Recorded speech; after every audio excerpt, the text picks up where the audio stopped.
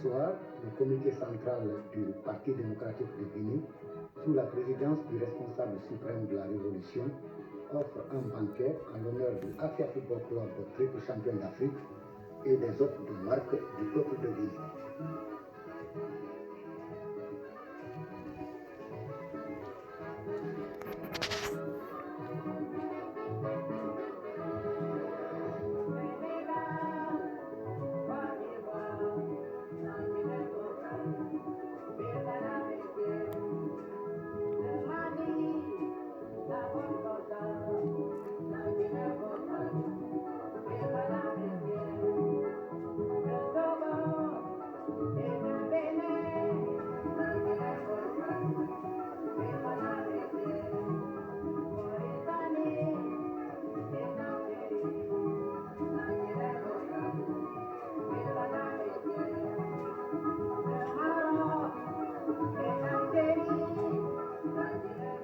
Pendant la réception, Alain Bruno et Mazouk Fawzi, journalistes sportifs bien connus du public africain, ont livré leurs opinions sur le football guinéen.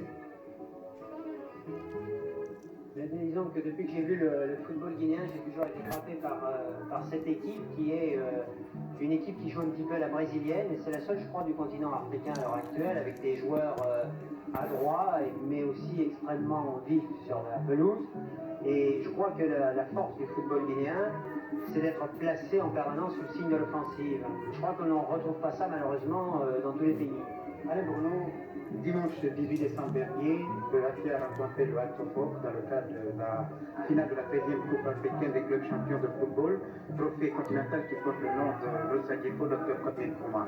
Très certainement, vous n'étiez pas à votre première finale de Coupe d'Afrique des clubs. Ah non, pas du tout. J'avais assisté à une autre finale, celle qui m'était aux prises l'année dernière, le Afia et le Mouloudia, et je dois dire que j'ai vu cette année le Afia un petit peu transcender, le Afia qui a pris ses responsabilités, qui a peut-être plus mûri par rapport à l'année dernière.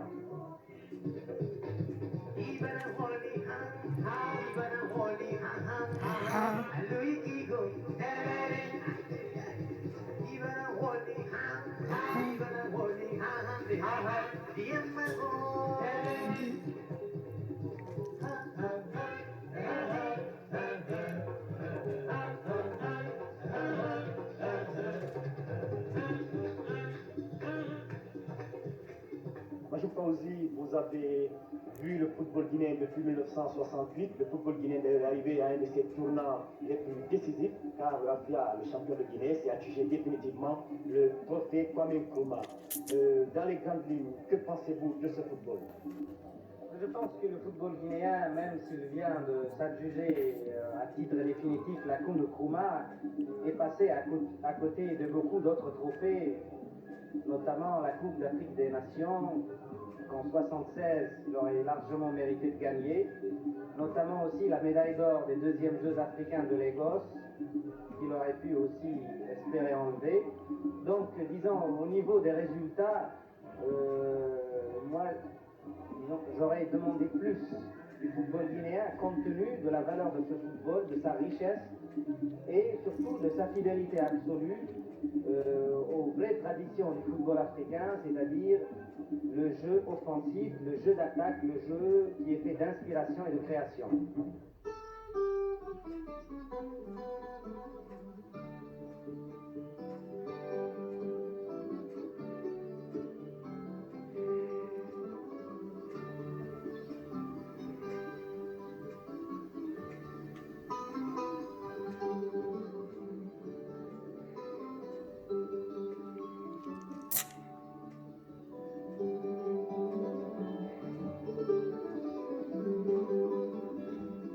Justement, parlant de Mexico, Lagos, il y a également Khartoum, le Caire, Addis Abeba et Conakry. Le football guinéen, donc, comment voyez-vous ces perspectives d'avenir après tout ce que vous avez vu? Sur le plan de la richesse de l'effectif, je ne crois pas que le football guinéen soit un parent pauvre en Afrique. Je crois même que c'est un des meilleurs qu'il y a en Afrique. Maintenant, reste à savoir quel est le choix conceptuel, le choix tactique que ce football-là va prendre après cette victoire-là. Et ça, c'est un problème qui reste encore posé. On ne peut pas donner de réponse pour le moment. Alors, pour ce football-là continue à cultiver sa propre personnalité, tout en l'améliorant, tout en lui donnant un cadre tactique rationnel, j'insiste bien, un cadre tactique rationnel, ou bien ce football-là continue à faire uniquement confiance à l'instinct offensif de ses joueurs, tout en négligeant une partie qui, dans le football d'aujourd'hui, est indispensable, c'est-à-dire la conception tactique, le cadre tactique. Au cours du même banquet, le président Ahmed Sékou Touré a remis à M. Tessema, président de la CAF, le nouveau trophée dénommé Coupe de l'unité africaine ou Coupe Ahmed Sékou Touré.